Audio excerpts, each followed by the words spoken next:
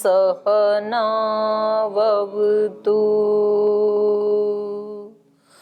सहनौ भुनक्तु सह वीर्यं करवावहै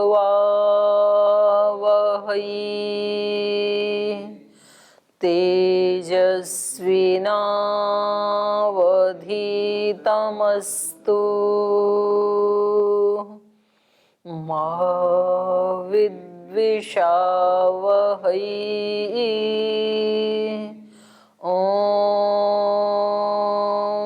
शांति शांति शांति।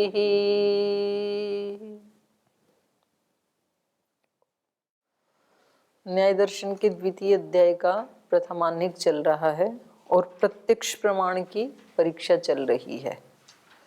क्योंकि प्रमाणों से ही सब प्रमेयों को जाना जाता है, तो पहले प्रमाण की ही परीक्षा हो जाए। प्रमाण ठीक है तो प्रमेय भी ठीक ही होंगे फिर। और प्रमाणों में भी सबका आधार है प्रत्यक्ष प्रमाण।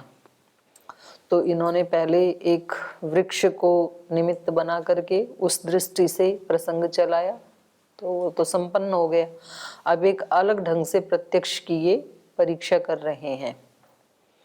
तो इन्होंने ये प्रसंग चलाया कि भाई वर्तमान का तो अस्तित्व ही नहीं है, क्योंकि प्रत्यक्ष का संबंध वर्तमान काल से है। और ये कह रहे वर्तमान होता ही नहीं है।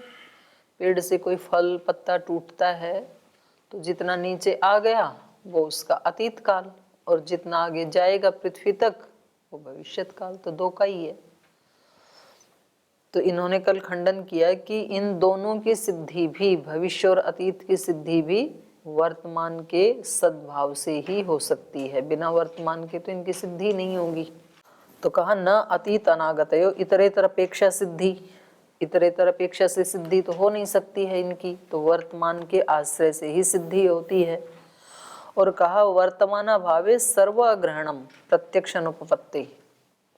यदि आप वर्तमान का ही खंडन कर रहे हैं, प्रत्याख्यान करते हैं, तो सर्व अग्रहणम, फिर तो सब कुछ का ही अग्रहण हो जाएगा।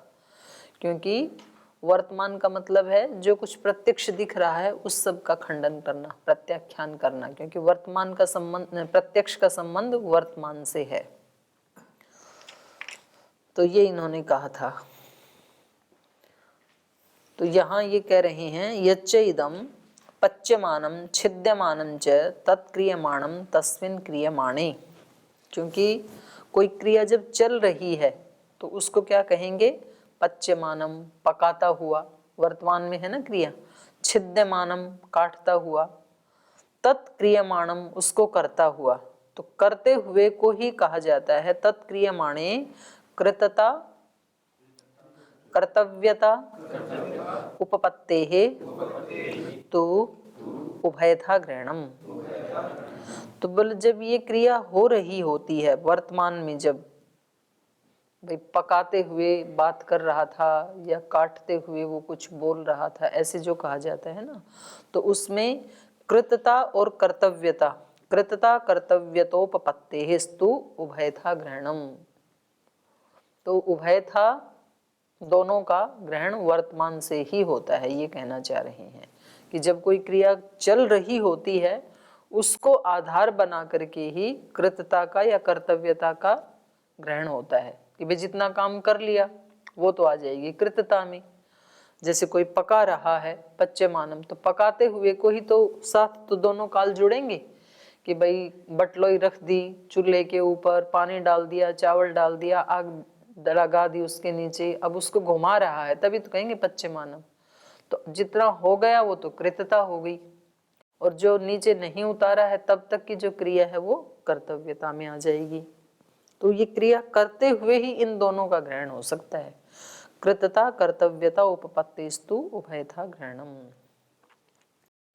क्रिया संतानो अनारब्धः चिकीर्षो अनागतः कालः पक्षति इति। क्रिया संतान किसे कहते हैं वो बता रहे हैं। कह रहे हैं अभी क्रिया आरंभ नहीं की है, अनारब्धः। चिकीर्ष, चिकीर्षित है ना, हाँ, इच्छा कर रहा है ना वो अभी पकाऊंगा, तो इसलिए क्या है ये अभी अनागत काल उस क्रिया का, क्योंकि क्रिया अभी पकाना प्रारंभ नहीं किया, इच्छा कर रहा है कि पकाऊं, मन बना रहा है, तो कह रहे हैं अनागत काल है पक्ष्यति इति, पकाएगा। भाई अभी ये व्यक्ति मन बना रहा है, पकाएगा, संकल्प लिया, इच्छा कर रहा है अभी कि आज क्या बना लें, तो शुरू नहीं हुई ना। और प्रयोजनावसान क्रिया संतानो उपरम, जब उसका प्रयोजन का अवसान हो जाता है, माने जो प्रयोजन था पकाने का वो पका लिया, उसका अवसान हो गया, उसका उपरम हो गया क्रिया संतान का, तो इसको कहेंगे अतीत काल, अपाक्षित इति, उसने पका लिया।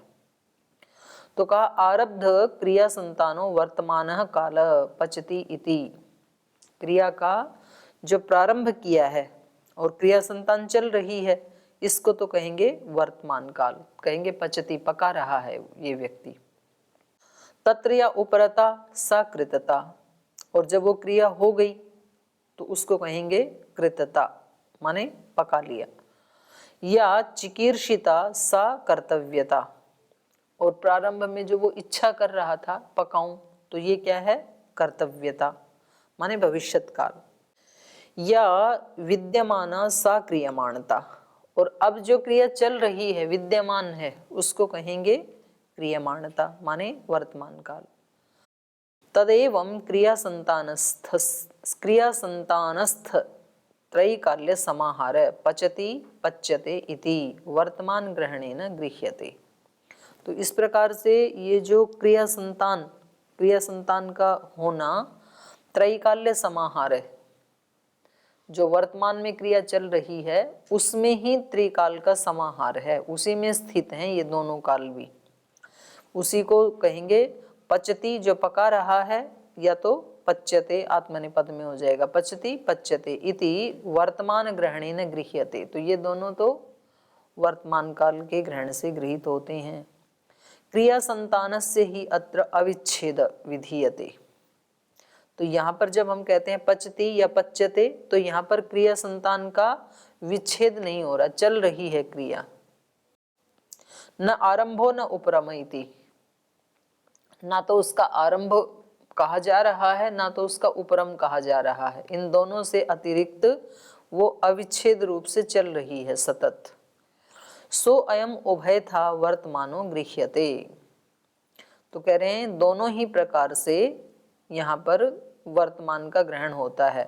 अपवृक्तो व्यपवृक्तश्च अतीत अनागताभ्याम, ये जो वर्तमान का ग्रहण है ये दोनों प्रकार से हो रहा है। कैसे? अपवृक्त रहितता से भी, और व्यपवृक्तश्च अपवृक्तश्च अतीत अनागताभ्याम, अतीत और अनागत से रहित है, अतीत और अनागत से सहित है। उभय था सो अयम उभय था वर्तमानो गृह्यते, वर्तमान काल ना दोनों प्रकार से गृहीत होता है, अतीत अनागत से रहित भी गृहीत होता है और अतीत अनागत से युक्त भी गृहीत होता है। रहित वाला तो बस क्रिया हो रही है और हमारी विवक्षा नहीं है कहने की, तो हम कहेंगे पचति, तो इसका मतलब बस केवल इस क्रिया का ही वो वक्ता कथन करना चाह रहा है, अतीत अनागत का नहीं करना चाह रहा है। और यदि विवक्षा होगी तो हम वर्तमान भावे वर्तमान वद्वा, तो उसका भी हम कथन कर सकते हैं इसी से ही। तो ये दोनों प्रकार से इसका ग्रहण होता है, अतीत अनागत से युक्त भी होता है वर्तमान का ग्रहण और अतीत अनागत से रहित भी होता है। अपवृक्त व्यपवृक्तश्च अतीत अनागताभ्याम वर्तमानो गृह्यते, उभयथा गृह्यते। स्थिति व्यंग्यो विद्यते द्रव्यम इति, क्योंकि ये जो पदार्थ की सत्ता है उससे भी ये अभिव्यक्त होता है वर्तमान। स्थिति व्यंग्य, स्थिति मतलब कोई दिख रहा है ना, सत्ता वाला रखा है कोई पदार्थ। स्थिति व्यंग्यो विद्यते द्रव्यम इति, तो किसी द्रव्य की स्थिति से भी ये वर्तमान व्यंग्य होता है।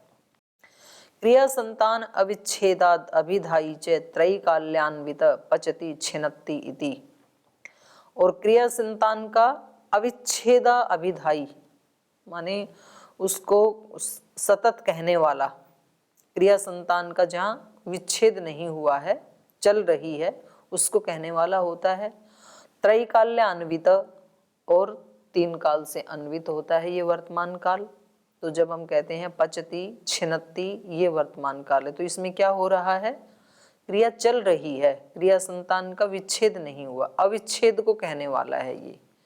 और जब हमारी विवक्षा होगी तो जितनी क्रिया हो चुकी वो तो अतीत में आ जाएगी, और जितनी क्रिया अभी बाकी है वो भविष्य में आ जाएगी। अन्यश्च प्रत्यासत्ति प्रभृते अर्थस्य विवक्षायाम तद अभिधायी बहु प्रकारो लोकेषु उत्प्रेक्षितव्य। और कह रहे हैं अन्यश्च प्रत्यासत्ति प्रभृते, प्रत्यासत्ति माने सामीप्य काल को कहने के लिए, प्रत्यासत्ति प्रभृते अर्थस्य विवक्षायाम, वर्तमान के जो प्रत्यासत्ति जो समीप वाले जो काल होते हैं उसको भी कहने की विवक्षा में तद अभिधायी, ये वर्तमान उनको भी कहने वाला होता है। तो बहु प्रकारों लोकेषु उत्प्रेक्षितव्य, तो बहुत प्रकार से लोक में ऐसे देखा ही जाता है। जैसे किसी व्यक्ति से कहें कि भाई कब आए, बोले आ ही रहा हूँ, बस आ ही रहा हूँ, मतलब नजदीक अतीत में, मतलब 5-7 मिनट हुई होंगी उसको आए हुए। तो ये नहीं कहा कि मैं इतनी देर पहले आया, बस आ ही रहा हूँ, अभी आके खड़ा ही हुआ। तो ये अतीत को कह रहा है ये काल, वर्तमान काल। और जब कोई किसी को कहेंगे जी कब जाओगे, बोल बस जा ही रहा हूँ, तो गया तो नहीं ना, अभी खड़ा है अभी तो उसको कहने के लिए भी वर्तमान काल का प्रयोग होता है। वर्तमान सामीप्य वर्तमानवत्वाश्च अध्याय का सूत्र है। तस्माद अस्ति वर्तमान काल, इसलिए वर्तमान काल का तो ग्रहण करना ही पड़ेगा, नहीं तो ये सारे ही लोक संसार का ही लोप होने लगेगा अगर वर्तमान को नहीं मानेंगे तो। और इन दोनों का अस्तित्व वर्तमान से ही है। और वास्तव में तो आज भी मैंने बताया ना रामायण की कक्षा में कि अस्तित्व वाला तो केवल वर्तमान काल ही है। ये दोनों अस्तित्वहीन हैं, लेकिन व्यवहार के लिए हमें प्रयोग करने होते हैं। इति औपाधातिकः वर्तमान परीक्षा सहित अनुमान परीक्षा प्रकरणम। हाँ, तो ये तो अनुमान की परीक्षा चल रही थी। ये वर्तमान से जुड़ा हुआ जो काल है ना, रोध उपघात आदि वाला चल रहा था ना, तो अनुमान का भी, क्योंकि अनुमान भी प्रत्यक्ष पूर्वक ही होता है। तो इन्होंने क्या कहा था, अनुमान को क्या कहा था कि वो हमेशा असत्य ही निकलता है। तो कहा कि इसमें उपमान का दोष नहीं है, बल्कि ये जो अनुमाता है इसका दोष है। हाँ, तो इसमें लेकर के इन्होंने कहा था कि हम अनुमान का अनुग्रहण होता ही नहीं है, क्योंकि अनुमान को पीछे हमने क्या कहा था, ये त्रिकाल से युक्त है। तो बोले त्रिकाल से युक्त कहाँ है, 2 काल से युक्त है ये तो, भूत भविष्य से। तो वर्तमान का खंडन किया था इन्होंने। तो चलिए आगे, अब ये 2 का हो गया, प्रत्यक्ष की परीक्षा हो गई, अनुमान की हो गई। अब उपमान के ऊपर आक्षेप करेंगे। अत्यंत प्रायिक देश साधर्म्यात् उपमाना सिद्धि ही। कह रहे हैं देखो, उपमान की सिद्धि करने के लिए इन्होंने क्या कहा था, प्रसिद्ध साधर्म्यात् साध्य साधनम उपमानम। प्रसिद्ध साधर्म्य को लेकर के साध्य का जो साधक होता है उसको उपमान कहते हैं। तो कह रहे हैं कि यदि आप वो जो साधर्म्य था, प्रसिद्ध साधर्म्य, उसको अत्यंत साधर्म्य माने तो उपमान की सिद्धि नहीं होगी, क्योंकि फिर तो दोनों में कोई अंतर ही नहीं होगा ना। अत्यंत साधर्म्य का मतलब वही हो जाना, बहुत ज्यादा साधर्म्य। और प्राय माने आप साधर्म्य उसमें किंचित, तो जैसे सींग पूंछ आदि को लेकर के यथा गो तथैव गवय ऐसे कहा था ना। तो बोले थोड़ा प्राय तो उसको साधर्म्य को लेकर के यदि कहो तो भी सिद्धि नहीं होगी, क्योंकि ये सींग आदि ये तो सभी प्राणियों में होते हैं, केवल गो और गवय में ही थोड़ी होते हैं, तो भी सिद्धि नहीं होगी। अत्यंत साधर्म्य को लेकर के सिद्ध करना चाहें तो सिद्धि नहीं होगी, सामान्य धर्म को लेकर के सिद्ध करना चाहें तो सिद्धि नहीं होगी। एक देश साधर्म्यात्, या किसी एक देश को लेकर के आप सिद्ध करना चाहें तो भी सिद्धि नहीं होगी, क्योंकि एक देश का मतलब होता है किंचित साधर्म्य। तो किंचित साधर्म्य तो सभी प्राणियों में मिल ही जाता है, कम से कम सत्ता का तो मिल ही जाएगा साधर्म्य, सभी प्राणी हैं। तो तीन ही तो हो सकते हैं साधर्म्य के पैमाने, या तो अत्यंत साधर्म्य होगा, या तो प्राय साधर्म्य होगा थोड़ा सा, या फिर कहीं एक देश में कहीं थोड़ी साधर्म्यता होगी। तीन के अलावा और कोई चौथा तो रास्ता है नहीं। तो तीनों ही प्रकार से उपमान की सिद्धि नहीं हो सकती है। अत्यंत साधर्म्यात उपमानम न सिद्ध्यति, अत्यंत साधर्म्य से भी उपमान की सिद्धि नहीं होती है। क्यों नहीं होगी? न चैवम भवति यथा गौ एवं गौः इति। अत्यंत साधर्म्य कहाँ देखा जाएगा? दो गायों में। तो कह रहे हैं ऐसे तो कहा नहीं जाता है कि जैसे गाय होती है वैसी ही गाय होती है, ऐसे थोड़ी प्रयोग किया जाता है। तो ये उपमान की सिद्धि तो नहीं होगी। न चैवम भवति यथा गौ एवं गौ इति। और प्राय साधर्म्यात उपमानम न सिद्ध्यति, और कह रहे हैं प्राय साधर्म्य से माने प्रायिक धर्म को लेकर के, सींग पूंछ आदि को लेकर के उपमानम न सिद्ध्यति, तो भी उपमान की सिद्धि नहीं होगी। नहीं भवति यथा अनड्वान एवं महिष इति, जैसा बैल होता है वैसी भैंस होती है, ऐसा तो नहीं कहा जाता, क्योंकि बैल को भी क्या होते हैं? सींग पूंछ आदि, चार पैर आदि। भैंस को भी चार पैर सींग पूंछ आदि होते हैं। तो ये भी साधर्म्य नहीं बनेगा, प्रायिक भी। तो यहाँ भी उपमान की सिद्धि नहीं हुई। एक देश साधर्म्यात उपमानम न सिद्ध्यति, और एक देश के साधर्म्य को लेकर के भी उपमान की सिद्धि नहीं होती है। न ही सर्वेण सर्वम उपमीयते इति, क्योंकि एक देश का साधर्म्य तो सभी में ही मिल जाता है, तो सबसे सब की सिद्धि तो नहीं होती है ना, कि किसी भी चीज को लेकर के और किसी भी चीज की सिद्धि कर दें।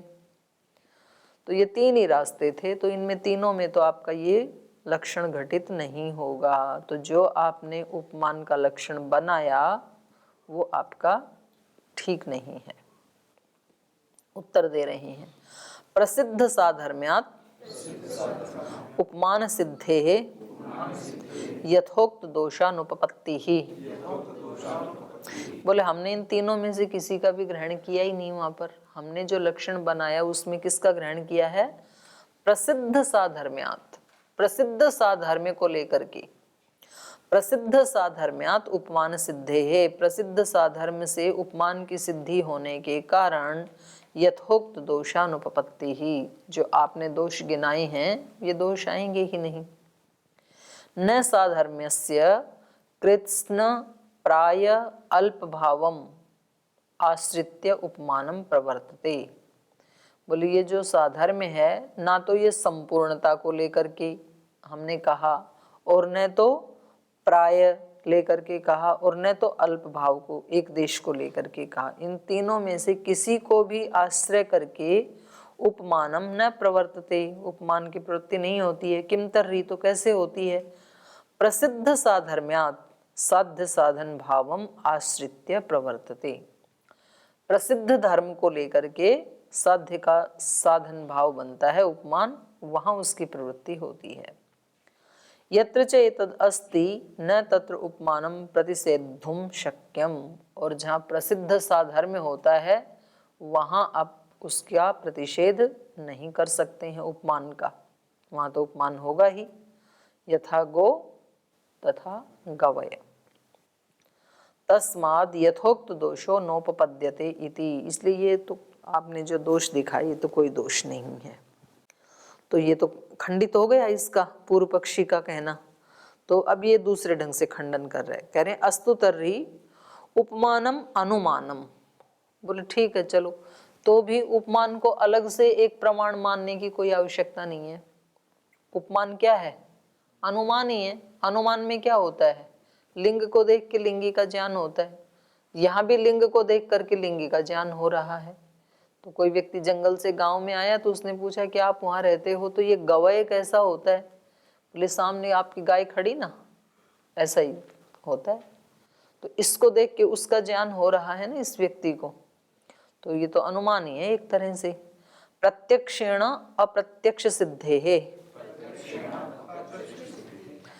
तो अनुमान में भी यही होता है, प्रत्यक्ष जो लिंग दिखाई देता है उससे अप्रत्यक्ष अग्नि आदि लिंगी का ज्ञान होता है, ऐसे ही उपमान में होता है। तो वैसे वहां पर तो 3 ही प्रमाण माने हैं ना सांख्य योग में तो उन्होंने उपमान नहीं माना, तो लगभग हो जाता है इसका। तो कह रहे हैं यथा धूमेन प्रत्यक्षेण अप्रत्यक्षस्य वह्ने ग्रहणम अनुमानम एवं गवा प्रत्यक्षेण अप्रत्यक्षस्य गवयस्य ग्रहणम इति नेदम अनुमानम अनुमानात् विशिष्यते। तो जैसे धूम के प्रत्यक्ष से जो अप्रत्यक्ष अग्नि है उसका ग्रहण हो जाता है और उसको हम क्या कहते हैं, अनुमानम, अनुमान कहते हैं। एवं इसी प्रकार यहाँ पर गवा प्रत्यक्षेण गाय के प्रत्यक्ष से अप्रत्यक्षस्य गवयस्य जो अप्रत्यक्ष नील गाय है गवय है उसका ग्रहण हो जाता है। तो इसलिए ये अनुमान से कुछ विशेष नहीं है, अनुमान जैसा ही है। विशिष्यत इत्याह नहीं, विशेष होता है उससे। कया युक्त्या कैसे विशेष होता है, तो कह रहे हैं ना प्रत्यक्षे गवये प्रमाणार्थम उपमानस्य पश्यामः। कह रहे हैं देखो उससे अलग है ये। जैसे अप्रत्यक्षे गवये, गवय के अप्रत्यक्ष होने पर न प्रमाणार्थम उपमानस्य पश्यामः, प्रमाण के लिए वहां उपमान को हम नहीं देखते हैं। मतलब जैसे आग के अप्रत्यक्ष रहने पर धूम से उसकी सिद्धि हो जाती है, वैसे गवय के अप्रत्यक्ष रहने पर उसकी सिद्धि नहीं होगी। गवय को तो वहां जाके देखना पड़ेगा। अभी तो केवल इसने कहा कि ऐसा ही होता है, फिर वो जंगल में गया, फिर उसने उस प्राणी को देखा, तब कहीं जाकर के उपमान की सिद्धि होती है।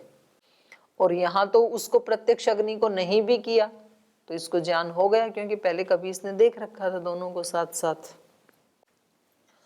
यदा ही अयम उपयुक्तोपमानो गोदर्शी गवा समानम अर्थम पश्यति तदा अयम गवय इति अस्य संज्ञा शब्दस्य व्यवस्थां प्रतिपद्यते न च इदम अनुमानम इति। यदा ही अयम उपयुक्तो, जब ये व्यक्ति जिसको इसने उपमान की वो दी है, ये गवय के बारे में बताया है, यदा ही अयम उपयुक्तो उपमानो, उपमान के युक्त होने पर, माने उपमान का प्रयोग किए जाने पर, गोदर्शी ये जो गाय को देखने वाला व्यक्ति है, गाय को प्रत्यक्ष देख रहा है गांव वाला व्यक्ति, गवा समानम अर्थम पश्यति, और इसको देखने के बाद इस गाय के समान ही उस गवय को जाकर के देख लेता है। तदा तब अयम गवय ये गवय है, इति अस्य संज्ञा शब्दस्य व्यवस्थां प्रतिपद्यते, तब ये इस गवय की जो ये जिसकी संज्ञा है गवय, इस शब्द की व्यवस्था को वो प्राप्त करता है। न च इदम अनुमानम इति, तो इसलिए ये अनुमान नहीं है। और दूसरा क्या कह रहे हैं, परार्थम च उपमानम, और कह रहे हैं ये उपमान तो परार्थ होता है, क्योंकि जिस व्यक्ति ने ये कहा ना कि जैसी ये गाय है वैसा ही गवय होता है, उसका ये कथन अपने लिए नहीं है, किसी दूसरे को बताने के लिए है, परार्थ। अनुमान में तो स्वार्थ ही होता है, किसी व्यक्ति ने धूम को देखा तो अग्नि का ज्ञान हो जाता है, तो वहां तो वो ज्ञान अनुमान वाला स्वार्थ होता है, ये परार्थ होता है। परार्थम च उपमानम यस्य ही उपमेय अप्रसिद्धम तदर्थम प्रसिद्धोपमेयेन आएगा, ये भयेन नहीं आएगा, है ना, प्रसिद्धोपमेयेन क्रियते इति। यस्य ही उपमेयम अप्रसिद्धम, जिस व्यक्ति के लिए उपमेय अप्रसिद्ध है, जो जानता नहीं है गवय को, तदर्थम उस व्यक्ति के लिए प्रसिद्धोपमेयेन, ये उपमेय प्रसिद्ध है उसके लिए काम आता है, उसको बताना पड़ता है जिसको पहले से नहीं पता है। परार्थम उपमानम इति चेत न, अगर आप कह रहे हो कि दूसरे के लिए उपमान की सिद्धि होती है तो ये तो ठीक नहीं है, क्योंकि स्वयं अध्यवसायात, खुद को भी तो ज्ञान होता है उसको, जब वो दूसरे को बता रहा है कि जैसा गो है वैसा ही गवय होता है, तो उसको भी तो ज्ञान हो रहा है इस बात का। जैसे धूम को देख करके अग्नि का ज्ञान होता है, ऐसे जब ये व्यक्ति बता रहा है दूसरे को तो उसको भी तो दोनों का ज्ञान हो रहा है ना। कह रहे हैं भवती च भो स्वयं अध्यवसाय यथा गो एवं गवय। ये ठीक है कि उसको खुद भी इस बात का ज्ञान होता है, निश्चय होता है कि जैसी गो है वैसा ही गवय होता है, लेकिन न अध्यवसाय प्रतिसिध्यते, अध्यवसाय का प्रतिषेध नहीं कर रहे हैं, लेकिन उपमानम तो तन्न भवती, लेकिन उसको उपमान से ये ज्ञान नहीं हो रहा है। प्रसिद्ध साधर्म्यात् साध्य साधनम उपमानम, क्योंकि उपमान क्या होता है, प्रसिद्ध साधर्म्यात् साध्य साधनम, किसी प्रसिद्ध साधर्म्य से साध्य का साधन होना, तो उसके लिए तो साध्य है ही नहीं ना वो बताने वाले के लिए, तो इसलिए उसके लिए उपमान नहीं है ये। न च यस्य उभयम प्रसिद्धम तम प्रति, क्योंकि जिसके लिए दोनों ही प्रसिद्ध हैं, गौ और गवय दोनों जिसने देख रखे हैं, तो उसके लिए तो नहीं है ना ये साध्य साधन भाव विद्यते इति, उसके लिए ये साध्य साधन भाव नहीं बनेगा। और एक और बता रहे हैं तथेत्य उपसंहारात् उपमान सिद्धिर ना विशेषः। और कह रहे हैं तथा इति कह करके जो उपसंहार करते हैं ना पंचावयव में, तो वहां पर भी उपमान की सिद्धि होने से न अविशेष, ये उसके समान नहीं है, अनुमान के समान नहीं है। क्योंकि पंचावयव में बताया ना प्रतिज्ञा क्या होती है, शब्द प्रमाण, और हेतु क्या होता है, अनुमान प्रमाण, और उदाहरण क्या होता है, प्रत्यक्ष प्रमाण, और उपमान तो अलग है ना उससे। तो कह रहे हैं उपसंहार में भी तथा इति कह करके तथेति समान धर्मोपसंहारात उपमानम सिद्ध्यति न अनुमानम, तथा इति कह करके जो उपसंहार किया जाता है तो उससे भी उपमान की सिद्धि होती है, अनुमान की नहीं। तो इसलिए यहाँ पर ये उपमान की भी परीक्षा हो गई, तो 3 प्रमाणों की परीक्षा हो गई। चौथा बचा शब्द प्रमाण है, संशय की नहीं, प्रमाण 4 थे ना, तो 3 प्रमाणों की परीक्षा हो गई है, प्रत्यक्ष की, अनुमान की, उपमान की। तो चौथे की कल करेंगे, आज यहीं विराम लेते हैं। ओम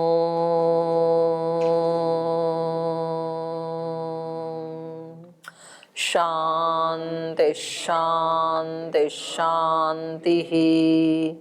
श्री गुरुभ्यो नमः।